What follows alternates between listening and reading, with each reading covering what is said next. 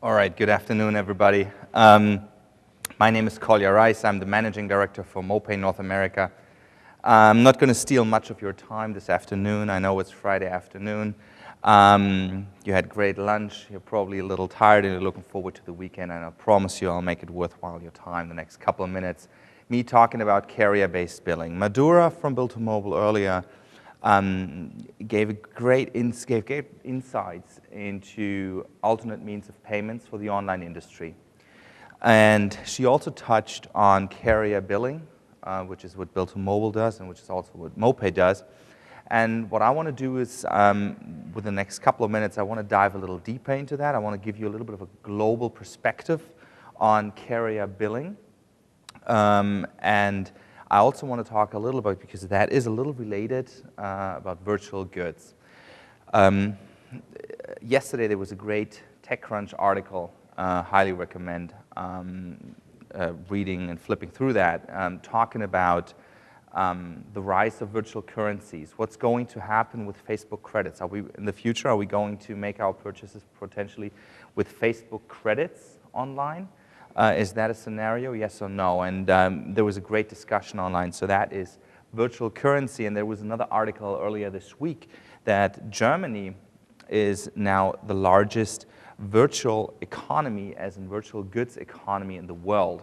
So another great read, highly recommended. So we're going to talk a little bit about what that actually means and how mobile payments tie into that. Obviously, virtual currency, virtual goods is something that typically happens online, so that's not necessarily retailer related.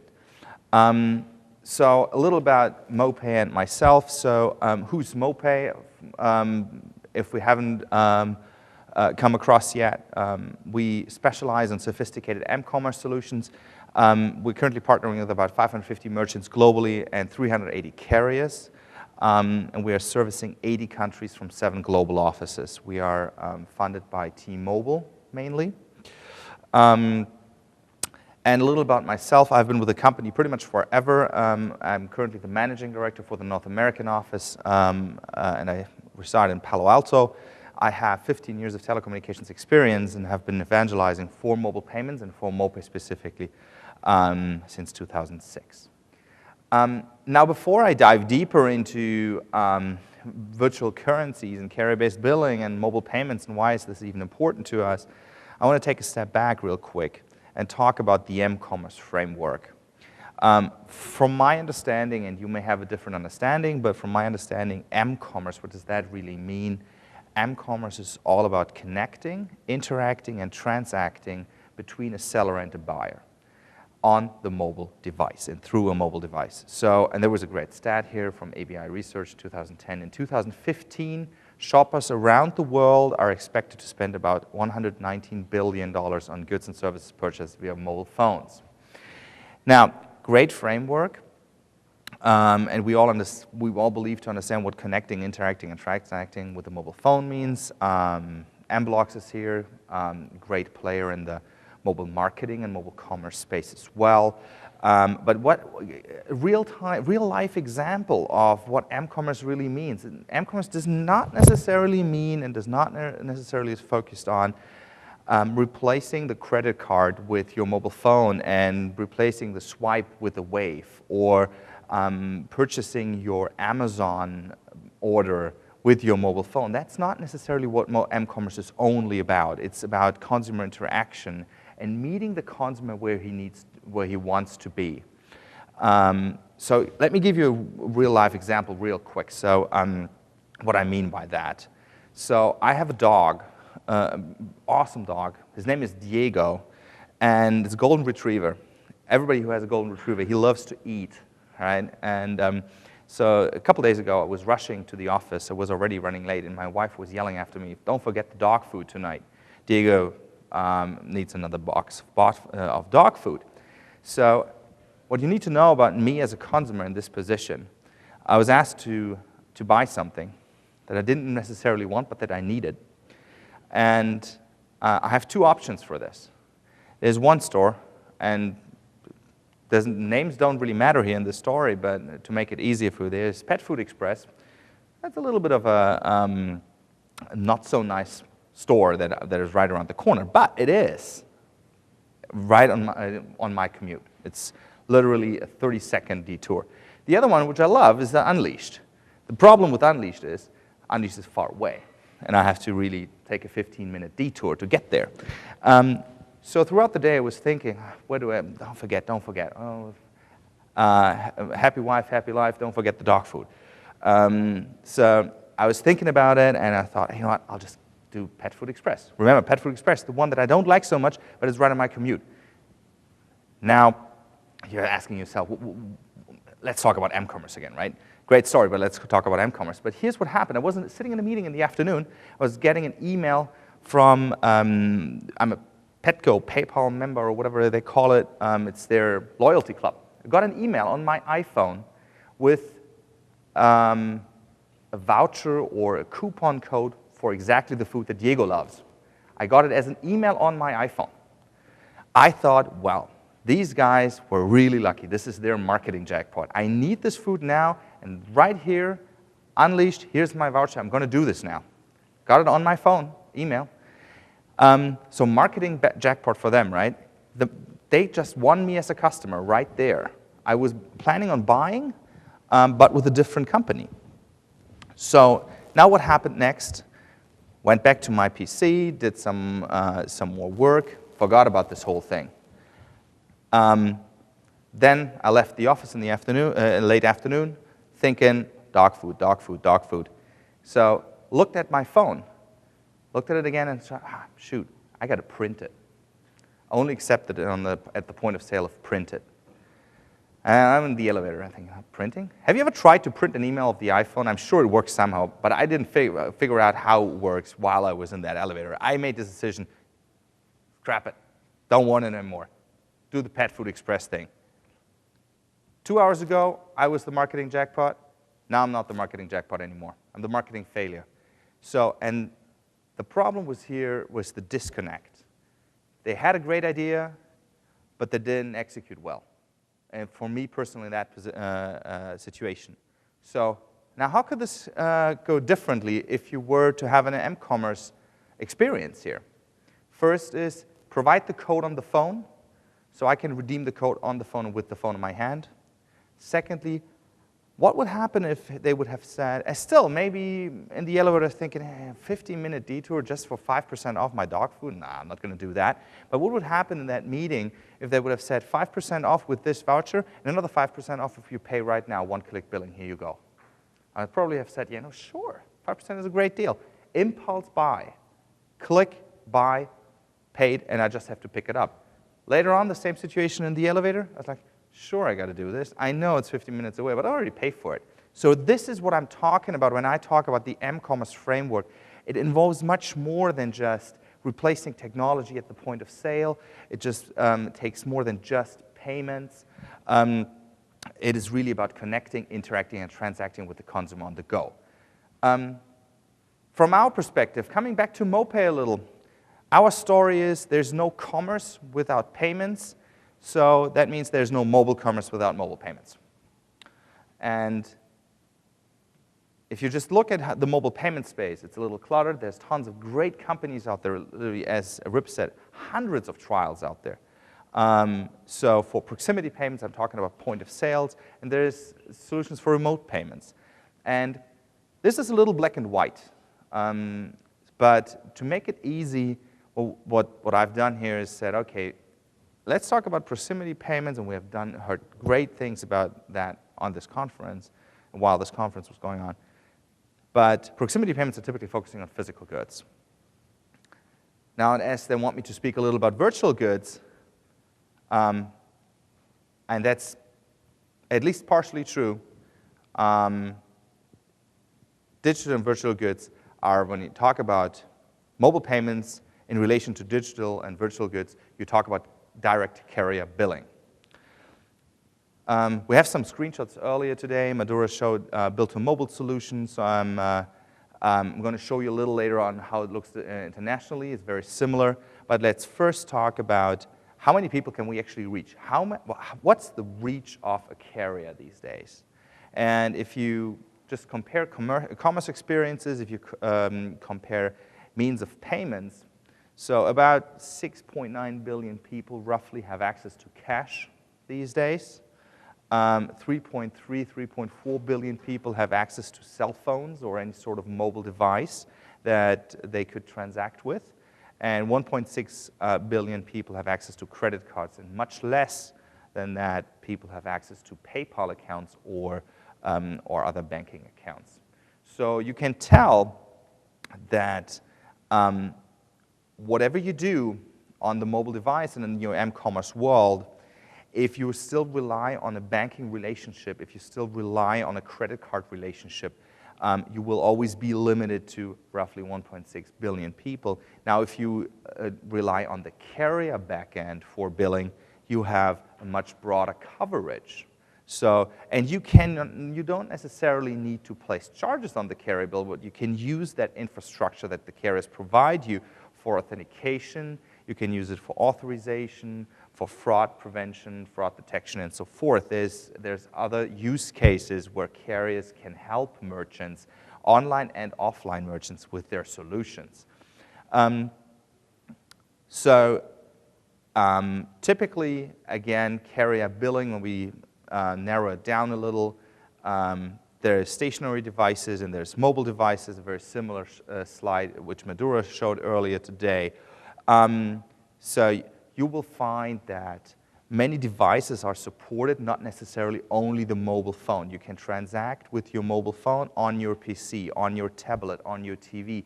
I'm talking about an experience where you are shopping from a home shopping channel on your TV, and as an impulse buy, hit the buy button on your remote control. And that can be facilitated through your carrier bill in the back end. So the charge, the authorization, everything runs through. In this case here would be Comcast, Time Warner Cable, Orange, whoever your TV provider is, whoever your cable provider is. So those are all use cases for carrier-based billing, not only buying virtual goods on the mobile phone. How it looks in reality, everybody can check it out. Facebook is making use of it. Tons of merchants are making use of it. You can select your payment method. Again, we're meeting the customer where he is and where he wants to be. If you want to pay with a credit card, that's fine. If you want to use PayPal, that's fine. But if you want to use your mobile phone to transact, click Mopay or a different provider here that facilitates carrier-based billing for merchants. And the next screen would be something like this, where you provide your cell phone number, you provide your IP number, you provide whatever you have, phone number, landline number, and we authenticate you. In the case of a mobile billing, we would send you a text message. In case of landline, we would initiate a call to your landline. And you will receive a one-time PIN. You enter that online and the purchase is complete. On the mobile screen, there's one step less because we already know that you're on your mobile phone. We know that you are transacting with your device, with your AT&T or Verizon device. So no number entry is necessary, no PIN numbers is necessary. It's a one-click experience on the mobile screen. Now let's look at, you have seen it's available in the US, you have seen it's available in Europe, but let's look, where is this technology available today? You will find it's available in about 80 countries right now. In North America it is, in most of Asia, in all of Europe, by far most of South America, and in some countries in Africa it's available. So what that means to you, you can take your approach global here. You do similar to the credit card world. You can accept payments from consumers all over the place and all over the world with this technology, and you can use, currently we're tapping into 380 carriers globally. You can use that infrastructure. Now, segueing a little into a discussion about virtual currency and virtual goods, I want to look briefly about why do we even want to do this? Why would you want to place a charge to your AT&T bill? And particularly here in the US, that is a very valid question. If you just look at the numbers of credit cards out there, so everybody has an average 2.5 credit cards in the pocket right now. Not everybody has a phone in the US, so that is a very valid question, right? But if you look at this slide real quick and just, I'm not even taking the opposite of the chart, I'm taking, for instance, Germany.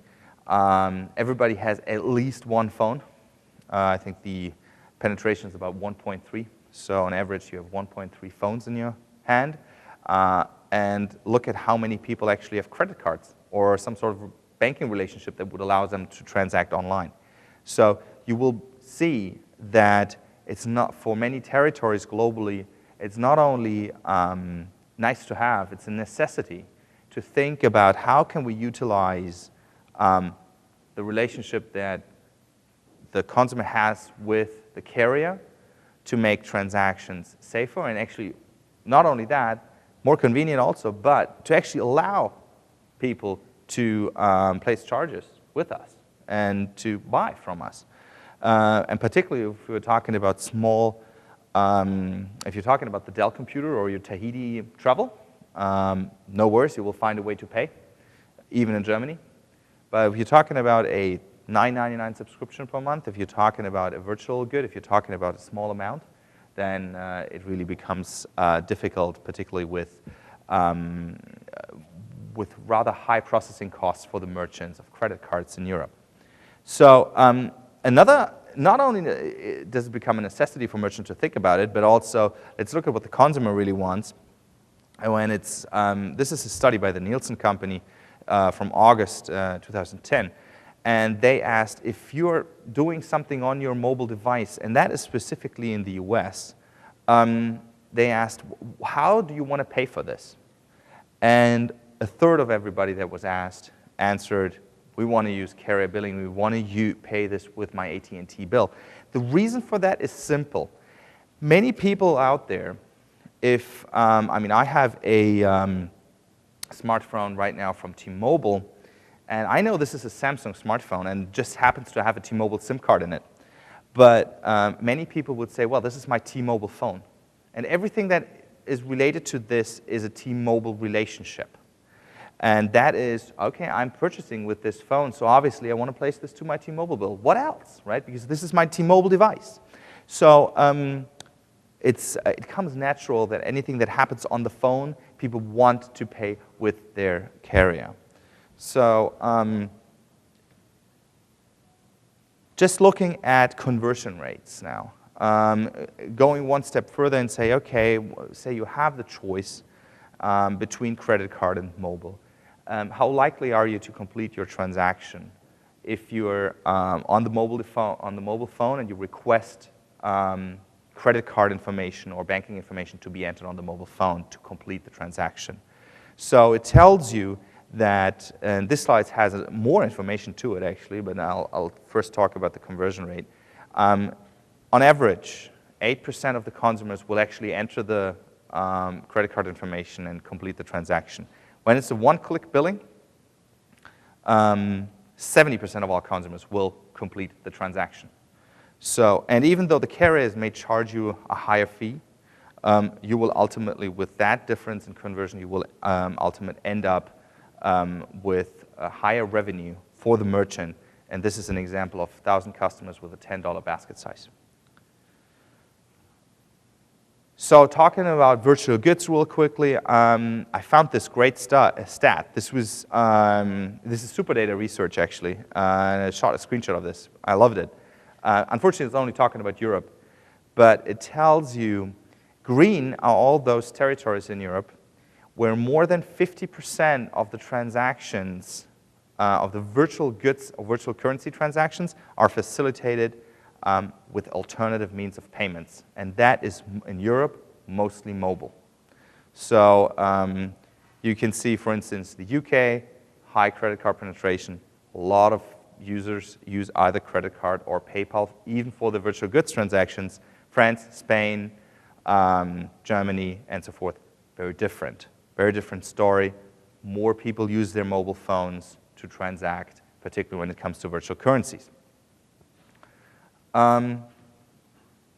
So now let's talk a little about case studies, and let's talk a little about, okay, well, when do I have to think about it, looking at this? So obviously in the online world, we have gaming-related content, media content. I'm talking about your ebooks and your newspapers that are delivered to your cell phone. We're talking about Wi-Fi access at airports and so forth, talking about social networks. Facebook is the most awesome example because they actually use mobile payments as we speak. Everybody can try it out. There's pay-per-view. Warner Brothers is doing it. And there are donations, and everybody knows the Haiti Red Cross example where you could donate $5 with your cell phone. That was mobile payments as well. So now, just to sort of help you with your key takeaways a little on carrier-based billing. 3.3 billion people right now have access to carrier-based billing in about 80 countries right now. It is probably the most frictionless payment method on mobile and stationary devices that you have seen, because it's simply one-click billing. And again, you don't necessarily need to use the billing part of it. You don't necessarily need to charge to the cell phone bill. You can also just use the authentication piece of it. You can find out about the location of the user and so forth. So think about it as an mcommerce play, much more than a mobile payments play. So because we don't require users to specifically opt in, there's no registration required. There's a very high conversion rate, so it's one click. I spoke a little about credit card and how it looks globally and how few people have credit cards in parts of the world. So I hate this phrase, and it's not even true, but we help to bill the unbanked on behalf of the merchants, for lack of a better term. And lastly, it is a very convenient, safe, and secure way of paying. There's very limited fraud for carrier-based billing. We've heard a lot about how safe the carrier infrastructures actually are, how little you can do as a consumer to fake transactions and so forth. So it's from a merchant as well as from a consumer perspective, it's safe and secure. So I'm running out of time a little. We have time for a couple of questions. If you have any thoughts, if you have any comments, if you want to challenge me, very much welcome that.